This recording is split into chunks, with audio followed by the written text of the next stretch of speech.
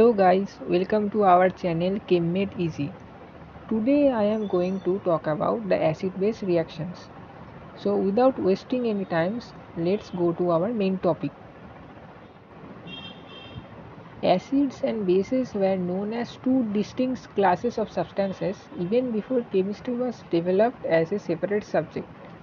Lavoisier was first who observed that many nonmetals burn in oxygen and the product formed an acid when it is treated with water, and hence oxygen was considered as an essential constituent of acids. But Davy later showed that hydrochloric acid does not contain any oxygen. On the other hand, certain oxides and hydroxides of metals were themselves insoluble in water but could neutralize acids by forming salts. These are known as bases. Different definitions and theories are developed to define a substance as an acid and or a base, and we find it advantageous to use one for the reaction of a particular type and another for the other reactions. Arrhenius' theory was most simple one to classify or distinguish acid or bases. According to Arrhenius, the compounds capable of giving protons to ionization in water are called acids, and bases are compounds which can produce hydroxide ion through ionization in water.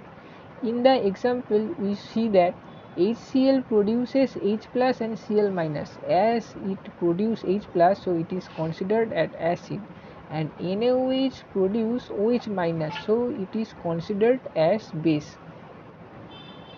This idea gets confined in aqueous medium, but there are many acid-base reactions which takes place in non-aqueous medium.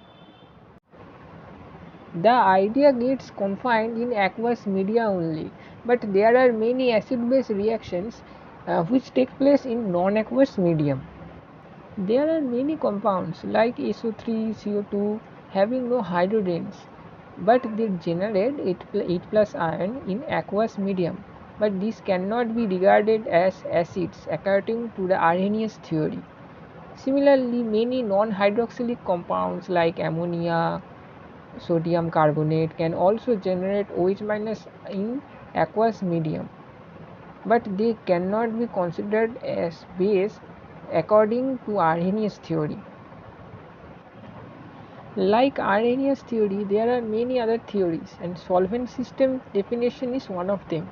According to solvent system definition, the acid is a solute that gives cationic character of the solvent, and the base is a solute that furnishes the anionic character of the solvent.